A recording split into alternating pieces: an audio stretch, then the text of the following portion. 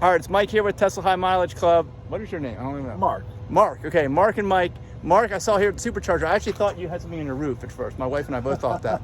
But it turns out this charger blew your pyro fuse, Yep. right? Yep, the charging post blew the pyro fuse, went over 175 kilowatts, went up to 220, and instantly blew the pyro fuse through the ABS. All right, and you know all about the stuff. I don't even know all this stuff. I'm I would part never of the developing attempt it. team, so Okay. software-wise, so Yes. I totally understand it, got it work. I mean, I basically tried to band-aid it, but with the latest software updates, especially with the FSD beta, it will not let you do that. It Right, requires the ABS connection just to validate that the pyro fuse is correct, and then you can become movable again, you know? Okay, and this is on, not, you have Model 3 performance, but this is on any Tesla. It would be the same thing now? Yeah, they would all be in the same circumstance. Okay, so but the issue is the charger here this post. overcharged your car, basically at too high of a rate, blew the fuse, and then you got stuff out of here. I got the whole car gutted because being on a developing team, I'm constantly,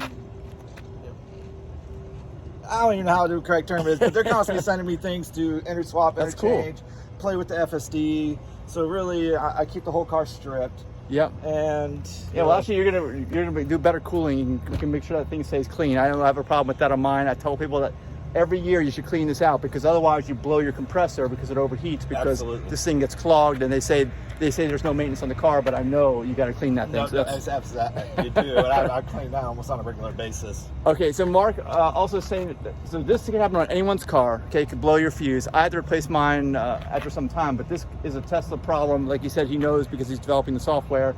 It overcharged, and then the pyro fuse is back here. You're gonna It's show underneath the penthouse, which Okay. the penthouse is covered up right now because I just Okay, reinstalled you took it. the back seat off, Yep. and then over here, I don't know if you can see what's going on. Yeah, and you're required to have the penthouse cover on because it has to find the ground. Let me get a light. Let me flip around. Like two minutes. All right, so Mark's gonna maybe take the penthouse cover off. You were telling me that it's under this cover, Yep. and it has some specialty fasteners on here that you have to have certain tools for, right? Correct. And then if some of these fasteners aren't all in, when you go to run the car, it has a fail-safe and it won't let you run the car. Yep. Because of that. It has So- to have a specific resistance value in order to detect that the actual penthouse cover is installed and is grounded properly. That way, there's no contacts or any leakage or any type of Nothing's gonna go situation wrong. that can enter into the penthouse, which is the entire battery cover, which it's the management system of the battery. It's all underneath this cover. Nice. Are all Teslas like this? Pretty much all of them, yes. Okay.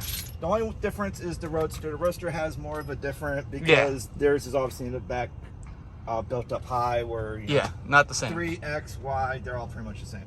But the pyro fuse on the S is actually underneath the vehicle, where the X and the Y, they're up. Accessed by pulling the rear seat out. Yeah. All right, so here's your fuse. These These are the pyro blown one? fuses.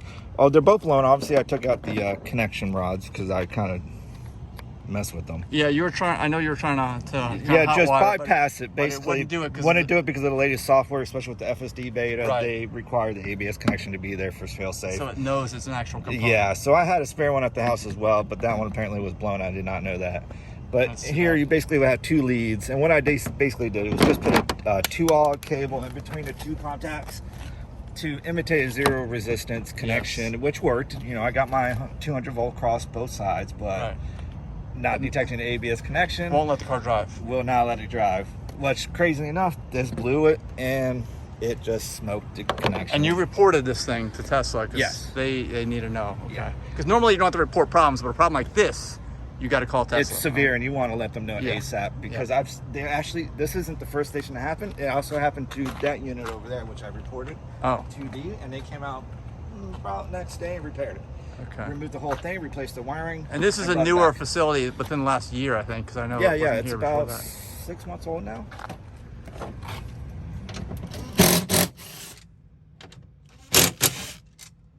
There it is. So they call it a Penthouse, but it's a specialty type driver. That only works on these. Well, this is. It's like a 7-star, but it's an awkward type degree, so it only works on yeah, these. they know what your average Joe or Jane. No. is pulling out. Not at all. Which I've been in here several times. Because there's a bunch of things that we want to alter when it comes to the FSD. Yeah, and you drive a lot. You're saying this car's a year and a half old. You got almost 100,000 miles on it. Yep. So why do you drive so much? just to test out their products. Oh, really? Just to test the I product. mean, they give me something new to try and say, hey, what's it, you know, what's the liability? How's it, and how's the durability? And I go through it all. I report the findings, and they're happy to swap things out for me. I mean, within the first 3 months of this car, I blew the motor for them. Oh my gosh. And they drove fast for a long time. Well, it wasn't fast. It was, I actually found a flaw in the motor, and I had another one. I had an engineer from Netherlands come and check it out, and they had to keep it for over a month just to analyze the fault in the motor connection itself. Oh wow. Which was pretty surprising. But hey, you know, to me and to them, it doesn't matter. They gave me all the free parts I need.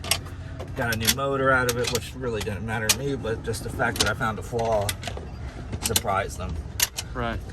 And they wrote me as in the books that I am number 5 of finding a flaw in that. So this is the Penthouse cover that reveals the inside.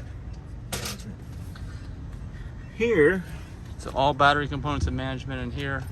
yeah, so that's Right why in everything's this- sealed and covered so it can be maintained being waterproof and so forth. Everything that's high volt is covered. This obviously goes to the charger port.